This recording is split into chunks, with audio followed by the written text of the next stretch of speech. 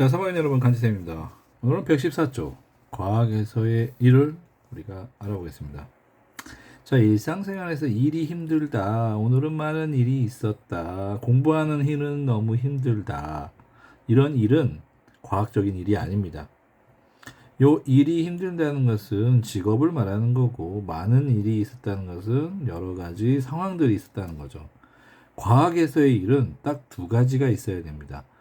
그 물체에 작용하는 힘이 있어야 되고요. 그 힘의 방향으로 이동을 해야 됩니다. 이 두 가지가 만족해야 일을 했다고 합니다. 예를 들어서 수레를 밀었다가 있는데 수레를 힘을 주고 그 힘의 방향으로 이동했죠. 그러면 얘는 일을 한 거예요.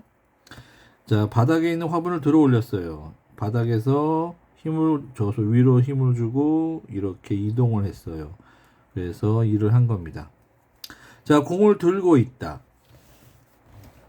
공을 들고 있다. 힘은 지금 위로 주고 있지만 들고 있기 때문에 이동 방향은 이동하지 않았어요. 그럼 두 가지 조건이 만족하지 않기 때문에 얘는 일을 한 게 아닙니다. 알겠죠?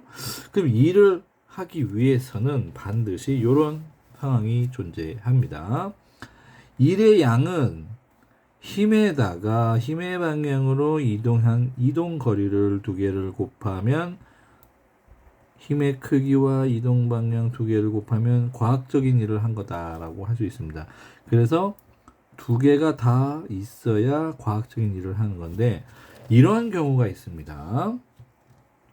일인데 힘이 곱하기 이동 거리인데 이동 거리가 없으면 얘가 0이면 아무리 힘을 많이 줘도 힘 곱하기 0이면 일은 어떻게 되죠? 0이 됩니다.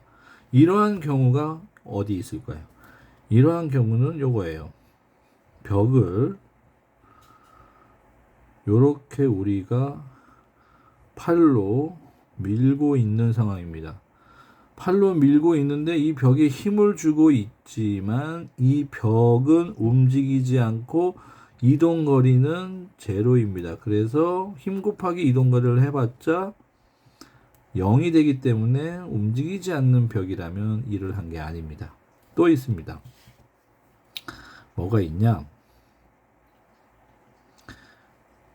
요렇게 물체가 사람이 있고 물체가 요렇게 힘을 줘가지고 버티고 있습니다. 힘을 주고 여기 쟁반이 있고 쟁반 위에 음식이 놓여져 있고 식당에서 음식을 나르는 알바생입니다. 힘을 위로 주고 있죠. 그런데 이 알바생은 저쪽까지 손님 테이블에 옮겨놔야 됩니다. 힘은 위로 주고 있지만 이동거리는 수직으로 가고 있죠. 이러한 경우도 일을 한 게 아닙니다. 물론 노동이라는 일을 해서 알바비를 받지만 과학에서 일은 힘과 이동거리가 수직이면은 일을 한 게 아닙니다. 이번엔 또 있습니다. 이번에는 2일인데 힘 곱하기 이동거리에서 이 힘이 없는 경우 이동거리만 있는 경우도 얘가 0 곱하기 이동거리 하면은 역시 1은 0이 되죠. 이런 게 뭐냐? 마찰이 없는 얼음이에요. 얼음에 썰매를 타면 우리가 이렇게 썰매를 타는데 자, 이게 원래 얼음인 이렇게 움직이면은 이쪽으로 이동거리가 발생하죠. 그런데 이 움직임을 방해하는 마찰력이 있을까요? 없을까요? 힘 마찰력이 없잖아요. 마찰력이 없으니까 계속 움직이겠죠. 우주 공간에서도 공기 저항이 없으니까 계속 움직이듯이 얼음도 만약에 마찰이 없고 매우 미끄러운 그러한 상태라면 가정을 한다면 얘가 이렇게 이동은 하지만 이 이동을 방해하는 마찰력 힘이 없다고 해서 힘 곱하기 0 곱하기 이동거리가 1이 0인 경우 이러한 경우를 말하는 거예요. 자, 수업 시간에 또 자세하게 할 거니까. 그래서 마찰이 없는 곳에서 움직이는 경우 알바생이 쟁반에 힘을 위로 주고 수직으로 이동하는 경우 힘을 줬는데 벽이 움직이지 않는 경우 일을 하지 않는 겁니다. 자, 그래서 여기서 우리가 또 계산을 해야 되기 때문에 이러한 것을 또 알아야 됩니다. 힘의 크기가 클수록 이동거리가 길수록 힘이 클수록 이동거리가 클수록 일의 양이 많아지겠죠. 숫자가 커지니까.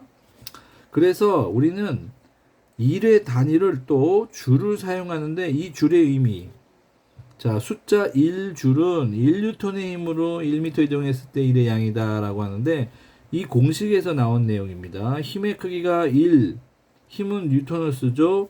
이동거리가 1, 단위는 미터를 쓰죠. 1 곱하기 1은 1입니다. 그런데 뉴턴, 미터는 힘의와 이동거리 단위지만 1의 단위를 우리는 줄을 사용합니다. 그래서 1뉴턴의 힘으로 1m 이동을 하면 그때 한 일의 양은 1줄이다 라고 약속을 할 수가 있는 거예요. 그러면 여기서 1m가 아니라 만약에 2m면은 1 곱하기 2에서 2줄이 되는 거예요. 그래서 여기 숫자에 따라서 일의 값이 달라지는 거죠. 그래서 우리는 두 가지 경우를 볼 수가 있습니다. 물체의 해준 일은 들어올리는 일과 지구가 잡아당기는 일 두 가지예요.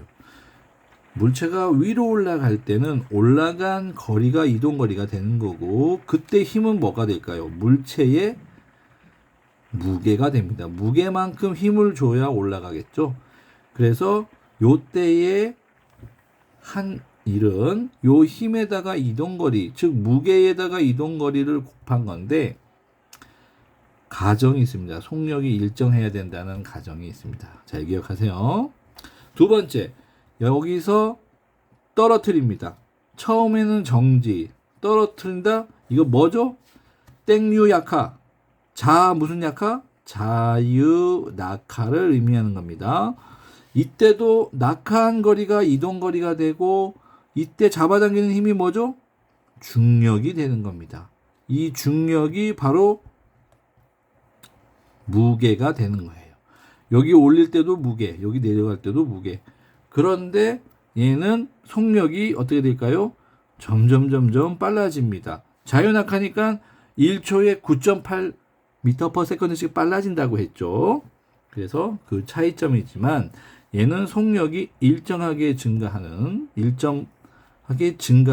얼만큼씩? 9.8 m/s씩 증가하는 자유낙하 운동을 하는 겁니다.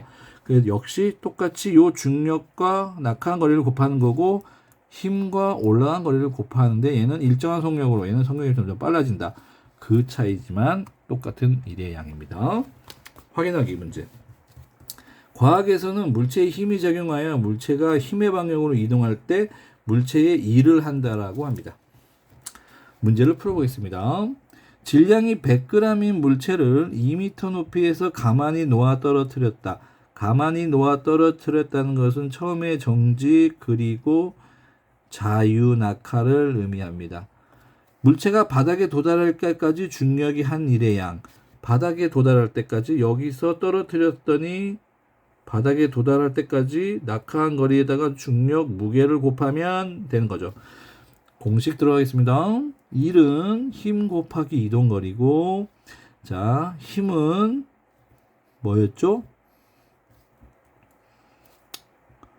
무게였죠. 무게. 또 다른 말로 중력입니다.